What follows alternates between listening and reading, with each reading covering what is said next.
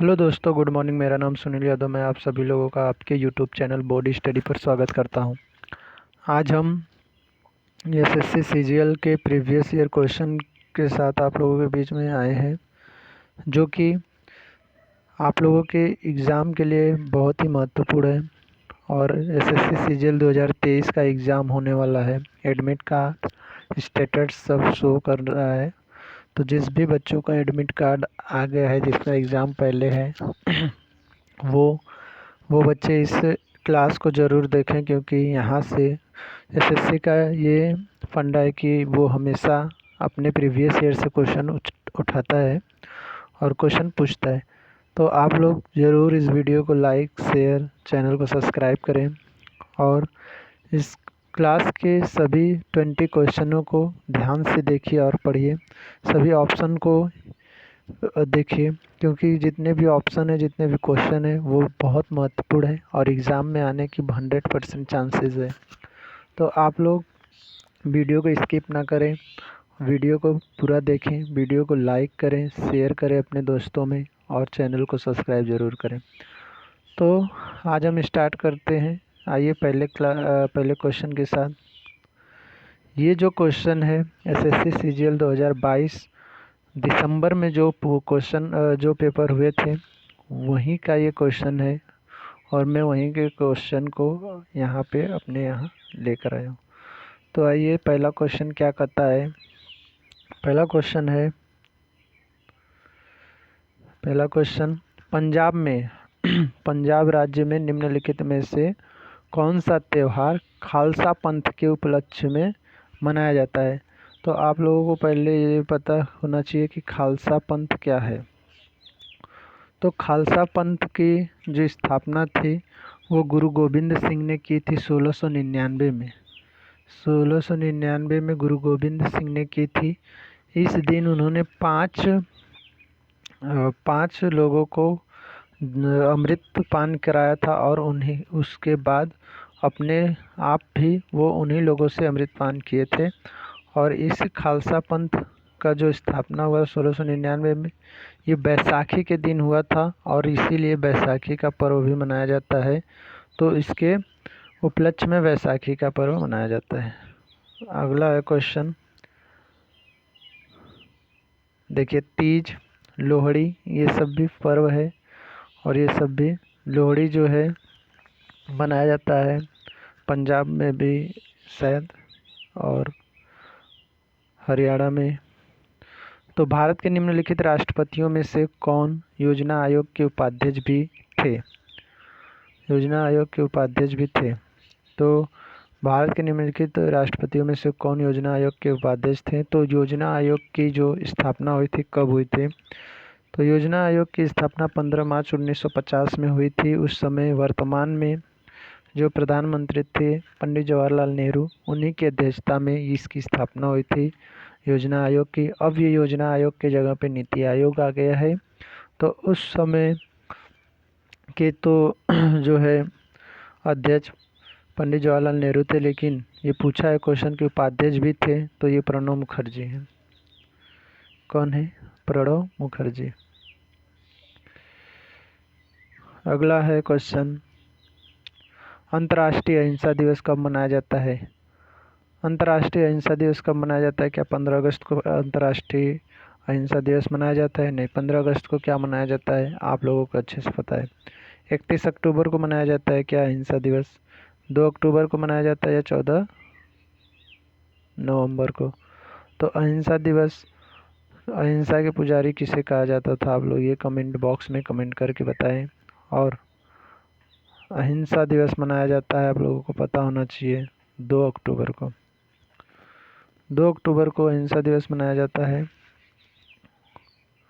गांधी जी अहिंसा के पुजारी थे और उन्होंने सबको कहते थे कि कोई भी कार्य आप अगर हिंसा से करेंगे तो वो काम लेट होगा और उसमें बहुत नुकसान होगा, इसलिए अहिंसा करना एक पाप है। तो अंतर्राष्ट्रीय अहिंसा दिवस 2 अक्टूबर को मनाया जाता है। स्वतंत्रता के अधिकारों में सबसे प्रमुख अधिकार है। स्वतंत्रता के अधिकारों में सबसे प्रमुख अधिकार है क्या?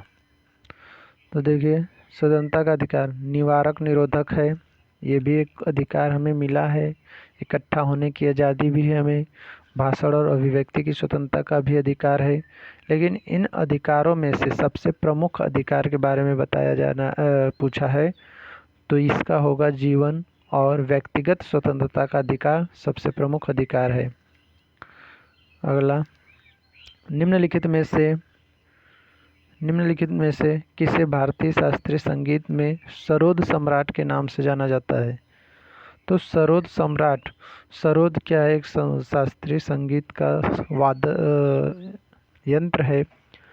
तो क्या किशन महाराज जी हैं, या आमिर अली खां है, या अमजद अली खां है, या पंडित रविशंकर प्रसाद है?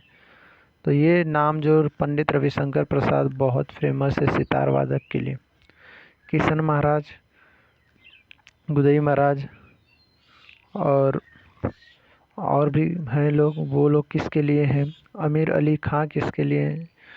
तो इसका राइट आंसर है निम्नलिखित में से किस भारतीय शास्त्रीय संगीत में सरोद सम्राट के नाम से जाना जाता है? तो ये जाने जाते हैं अमजद अली खां। अमजद अली खां इसका राइट आंसर है। किए गए कार्य की इकाई क्या है? जो कार्य किया जाता है उसकी इकाई क्या है? SI unit. तो वो होता है, क्या डेसिबल होता है, एम्पियर होता है, या वॉट होता है? ये सब जो एम्पियर है ये किससे संबंधित है? करंट से। वॉट किससे? करंट से। डेसिबल आप लोगों को राइट आंसर देना है तो ये इसका राइट आंसर हो जाएगा जूल। जो कार्य किया जाता है उसका इकाई क्या है? जूल है। अगला है, कोयले का जलना किस प्रकार का उदाहरण है? कोयले का जलना नियोजन अभिक्रिया है, विस्थापन अभिक्रिया है, द्विविस्थापन अभिक्रिया है, या फिर संयोजन क्रिया है? तो कोयले का जलना एक संयोजन क्रिया है। अगला है, राजा राम मोहन राय ने ब्रह्म समाज के नाम से, ब्रह्म सभा के नाम से एक सुधार संघ की स्थापना की, जिसके बाद ये किस नाम से फेमस हुआ? तो ये नाम जो ब्रह्म सभा का था वह कुछ दिनों बाद ये किस नाम से फेमस हुआ? तो वो है क्या आर्य समाज के नाम से, या फिर देव समाज के, या ब्रह्म समाज के, या ब्रह्म स्कूल के? तो ये जो ब्रह्म सभा था वो आगे चल कर के ब्रह्म समाज के रूप में विस्तृत हुआ। अगला क्वेश्चन है, निम्नलिखित में से किस भारतीय राज्य में हड़प्पा के नगर नहीं पाए जाते हैं? जो हड़प्पा सभ्यता थी हमारी, उसके जो हड़प्पा की खुदाई हुई थी कौन किया था? आप लोग इससे परिचित होंगे। और ये किन किन राज्यों में इसका विस्तार है हड़प्पा का? तो क्या हरियाणा में है? हरियाणा में भी हड़प्पा नगर की जो भी अवशेष कुछ मिले हैं, गुजरात में भी मिले हैं, राजस्थान में भी मिले हैं, लेकिन उत्तराखंड में नहीं मिला है, क्योंकि उत्तराखंड में मिला भी नहीं है। और ये बताइए कि उत्तराखंड की जो उत्तराखंड का स्थापना वर्ष कब है? स्थापना वर्ष डेट के साथ हमें कमेंट बॉक्स में कमेंट करके बताइएगा, ठीक है। ये बैंक नहीं है, ये बैंक नहीं है। जो 10वां क्वेश्चन है ये बैंक नहीं है, ये है आपका बैक स्टिक, जो एक स्टिक है जिससे खेला जाता है, प्लेइंग। बैक स्टिक शब्द का उपयोग निम्नलिखित में से किस खेल या क्रीड़ा में किया जाता है? तो ये क्या हॉकी में किया जाता है, वॉलीबॉल में किया जाता है, बैडमिंटन में किया जाता है, या बास्केटबॉल में? तो आप लोग को यहाँ से क्वेश्चन जो ऑप्शन है उससे आप लोग देखिए, क्या वॉलीबॉल किसी स्टिक विस्टिक से खेला जाता है? नहीं। क्या बास्केटबॉल खेला जाता है? ये भी नहीं। तो ये दो ऑप्शन तो हमें तुरंत देखते ही गलत कर देना है, क्योंकि भाई वॉलीबॉल और बास्केटबॉल जो होता है वो उसमें किसी भी प्रकार का स्टिक नहीं होता है यूज। क्या बैडमिंटन में बैडमिंटन होता है, लेकिन ये रैकेट से खेला जाता है। और हॉकी में स्टिक का यूज होता है। तो आप लोग इस क्वेश्चन को एकदम आसानी से कर सकते थे, इसका आंसर हॉकी। अगला है, अगला क्वेश्चन, अगले स्लाइड चेंज करना पड़ेगा। तो आइए 11वां क्वेश्चन देखा जाता है कि क्या क्वेश्चन है। तो क्वेश्चन है आपका, निम्नलिखित में से कौन सी विधि राष्ट्रीय आय आकलन की विधि में से एक नहीं है? कौन सी विधि राष्ट्रीय आय आकलन की विधियों में से एक नहीं है? किन किन विधियों से राष्ट्रीय आय हम आकलन कर सकते हैं, माप सकते हैं? तो व्यय विधि से भी मापा जा सकता है क्या? आय विधि से मापा जा सकता है, उत्पाद विधि से मापा जा सकता है, या बैंकिंग विधि से नापा जा सकता है? तो इसमें किससे नहीं नापा जा सकता है वो बताना है हमें। ठीक है, तो क्या व्यय विधि से नापा जा सकता है? ज़रूर नापा जा सकता है। कितना आप खर्चा कर रहे हैं, जितना आप कमा रहे हैं उसमें से जो खर्चा कर दे रहे हैं वो निकाल देने पे हमें आय की पता चल जाएगी। मतलब जो खर्चा आपने किया है और जो कमाए हैं, आपके पास जो बचा हुआ है उससे हम जो बचा हुआ है, जो खर्चा हुआ है, उसे ऐड करेंगे तो हमको राष्ट्रीय आय की तो पता, हमें आय की तो पता चल जाएगा। आय विधि से भी पता चल जाएगा, उत्पाद विधि से भी पता चल जाएगा, लेकिन बैंकिंग विधि से नहीं पता चलेगा कि आपकी राष्ट्रीय आय क्या है। भारत में वायुदूत एयरलाइन की स्थापना कब हुई थी? वायुदूत एयरलाइन एक एयरलाइंस जो होते हैं, जैसे इंडियन एयरलाइंस है और भी जो इंडिगो है, ऐसे कई से जो एयरलाइंसेज हैं उनमें से एक पर्टिकुलर नाम जो है वायुदूत। वायुदूत का जो एयरलाइंस है उसकी स्थापना कब हुई थी? वायुदूत एयरलाइंस की स्थापना हुई थी क्या 1990 में हुई थी, या 1980 में हुई थी, या 1981 में हुई थी, या 1971 में हुई थी? तो इसकी स्थापना कब हुई थी? तो इसकी स्थापना हुई थी 1981 में। आप लोग भी देख लीजिएगा एक बार। अनबुझा चूना क्विक लाइम का रासायनिक सूत्र है। क्विक लाइम का रासायनिक सूत्र है, इसे दूधिया चूना भी कहा जाता है। तो क्या CO2 है? CO2 ये कार्बन डाइऑक्साइड है। CO2 का कार्बन डाइऑक्साइड है। क्या CaCO3 है? क्या CaCO3 है? इसका रासायनिक नाम क्या है? Calcium carbonate. ये भी क्या CaO है? तो जी CaO ही है, जो कि क्विक लाइम है, जिसका रासायनिक नाम है कैल्शियम ऑक्साइड। ठीक है, अगला है भारत के उपराष्ट्रपति को कितने वर्षों के लिए चुना जाता है? तो भारत के उपराष्ट्रपति को 3 वर्षों के लिए क्या चुना जाता है? 2 वर्षों के लिए चुना जाता है, या 5 वर्षों के लिए, या 6 वर्षों के लिए? तो भारत के उपराष्ट्रपति को 5 वर्षों के लिए चुना जाता है। इस 5 वर्ष की अवधि में उपराष्ट्रपति चाहे तो अपना इस्तीफा भी दे सकता है, वो स्वतंत्र होता है। और किससे 2 वर्षों के लिए भी किसे चुना जाता है उससे आप हमें बताइए। CaOCl2 का यौगिक प्रचलित नाम है। CaOCl2, ये 2 जो होता है ये यहाँ लगा होता है नीचे, आप लोग देखिएगा। तो CaOCl2 का यौगिक का प्रचलित नाम क्या है? क्या धावन सोडा है?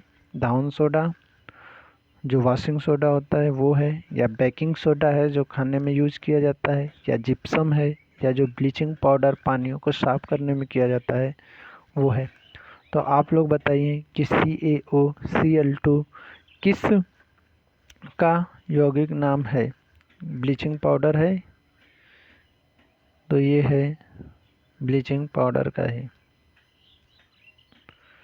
अगला क्वेश्चन है, निम्नलिखित में कौन सी लोक नृत्य शैली गुजरात राज्य से संबंधित नहीं है? ऐसी कौन सी इसमें से है जो गुजरात में नहीं की जाती है? क्या डांडिया रास है? जी, डांडिया तो किया जाता है।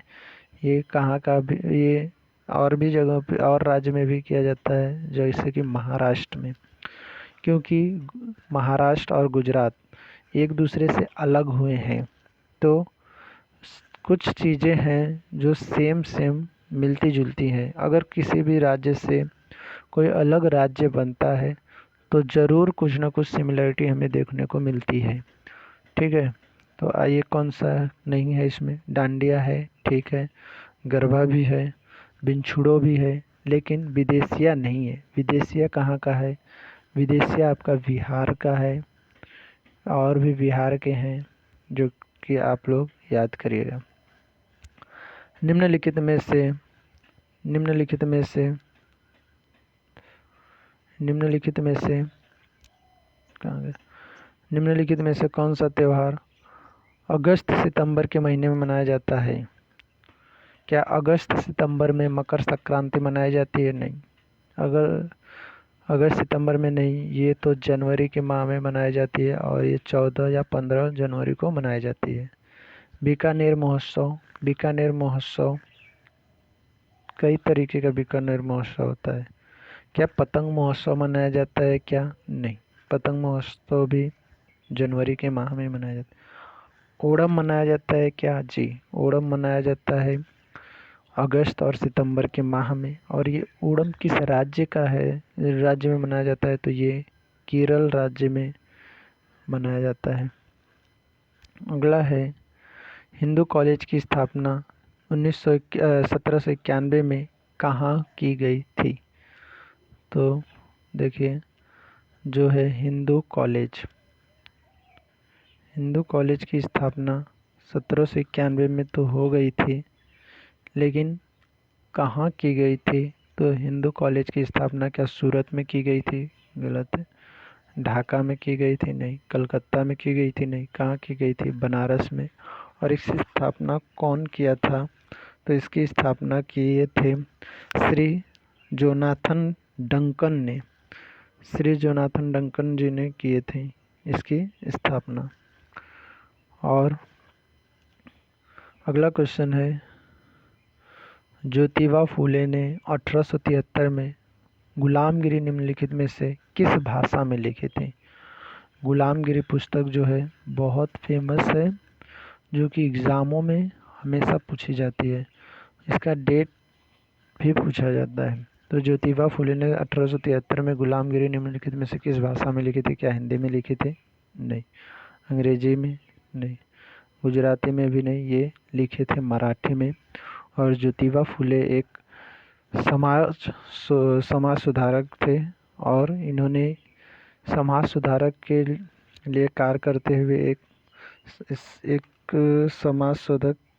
सत्यशोधक समाज की स्थापना भी किए थे, सत्यशोधक समाज। अगला क्वेश्चन और आखिरी क्वेश्चन है, अब्दुल करीम खान हिंदुस्तानी संगीत के किस स्कूल के प्रतिपादक थे? एक घराना संबंधित। अब्दुल करीम खान हिंदुस्तानी संगीत के किस स्कूल के प्रतिपादक थे? क्या जयपुर घराना से थे? नहीं थे। दिल्ली घराना के थे? नहीं। ग्वालियर घराना के थे? नहीं। ये थे किराना घराना के। और किराना घराना, ग्वालियर घराना, बनारस घराना, ये सब घराने जो हैं वो बहुत महत्वपूर्ण हैं।